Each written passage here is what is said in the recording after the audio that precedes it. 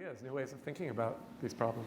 Yeah, I think in working with adolescents, one of the things I find most enjoyable, and people always think, how could you do that? Or we'll just kind of get through those years, and then they'll be great people when they come out to the other side. I have to say I thoroughly enjoy working with adolescents because there is no group that's warmer, more creative, more energetic, and really willing to learn than adolescents. And that is because that's the exact piece that makes it so dangerous for them to be drinking or doing drugs, is the brain is developing at that stage. And we didn't used to have this information, so it isn't as if we were growing up, it was like so different. But not only have the drugs changed, we didn't have the science before. We couldn't look inside the brain. We didn't have MRIs or PET scans to see what was actually taking place. And now we know that on a developing brain, that the THC, alcohol, THC in particular, do not rewire the brain. And it does not go back to a pre-drug state in a developing brain.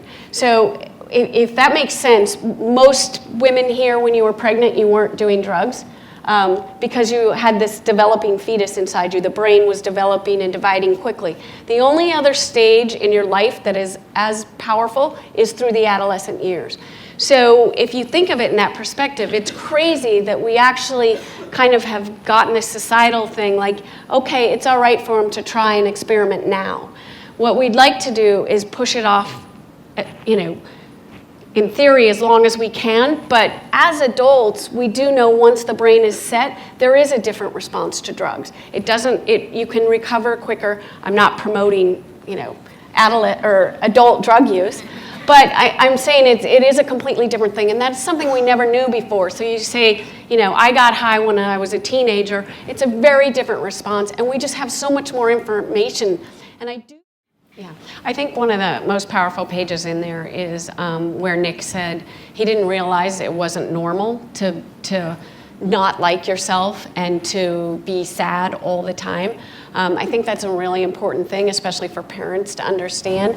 And when you have the kids that are mad about everything or withdrawn, severe anger, any of those signs, depression and sadness sadness is part of depression, but they're not the same. Depression is pervasive, and you can't get out of bed. You just can't get started. And any drug or alcohol will give you just a few minutes relief from that. Or as what Nick had suffered from, and you don't diagnose it until quite later, it's usually late teenage, is bipolar disorder, where his mind was always just going. He never got a break. It would be either way up or way down.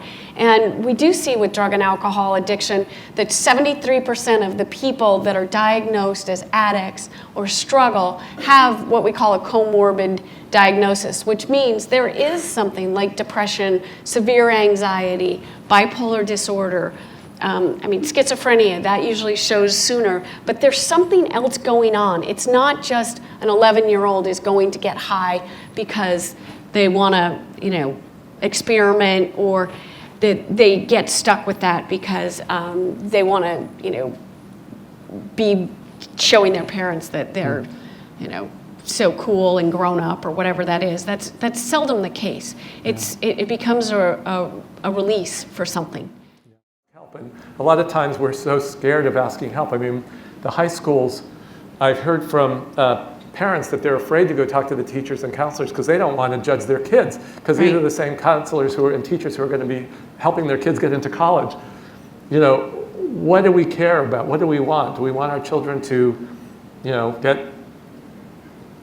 take 5 AP classes a semester, even if it stresses them out to the point that they are unable to have another life? So they can go to a great college, or do we want our kids to be emotionally healthy? Well, I think the answer is obvious, but sometimes we don't kind of figure it out until we sort of step outside and see what's going on. And I think we'll see that escalate, or we have already seen that escalate right now with social media and some of the different pressures, where there's a lot more emphasis on an external world instead of something internal. So if that makes sense, if you have any child or adolescent that has some sort of already a weakness internally, they don't have great self-esteem, they're struggling with depression, and then the world that they're supposed to fit in all looks so great externally, then it makes sense that we're just going to push it inside further. And that is one reason we're seeing a huge escalation in addiction, drug overdoses, alcohol problems in younger and younger populations. Yeah. So it's a balance. And again, how do we know? We can't be expected to know, and that's where I think we need to get professional help and work with a therapist to help us navigate this if we're in that situation. Does that sound right? Yeah, I mean, that's exactly right. It's hard to know what the no is and how to let go. No one really wants to make that decision. But I do think that it is important to keep in mind that no is really important earlier. How do we think about preventing things? It's often, I often hear, especially with young adolescents and going into adolescence, well, they're a good kid and they do everything right, so I don't want to tell them they can't go to that party or they can't go away for the weekend, because they're great. They're a good student, they're a good athlete. And what I would encourage parents to do is more often think, I still love you, but no's the answer. They're not on the same continuum. Love and no aren't the same thing. And I think that if we want to think about how to help sooner, that no's a loving no is a very good way to start. Yeah.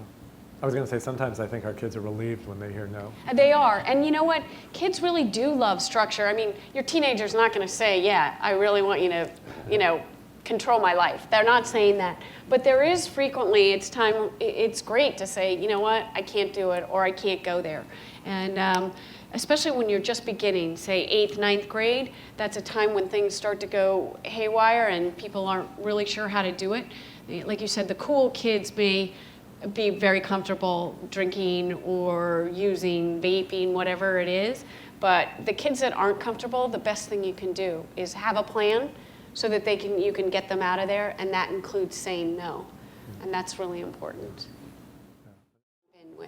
And another thing that I just thought of, which has to do with your question about, various different communities, I do think that there is something that I was guilty of, and I will say that a lot of parents that I know in California were guilty. I would never say that that's true here, which is that we kind of want to be our kids' friends as much as their parents. And some of that's great. I mean, I had a very sort of distant relationship with my parents. I couldn't talk to them and things like that. But then we can go back too far the other way. And so it's really hard for us to set limits because we don't want them to get mad at us. We want them to like us, and we want to be the good guys. When in fact, ultimately, obviously, that's our job, is to sometimes not to be the good guys.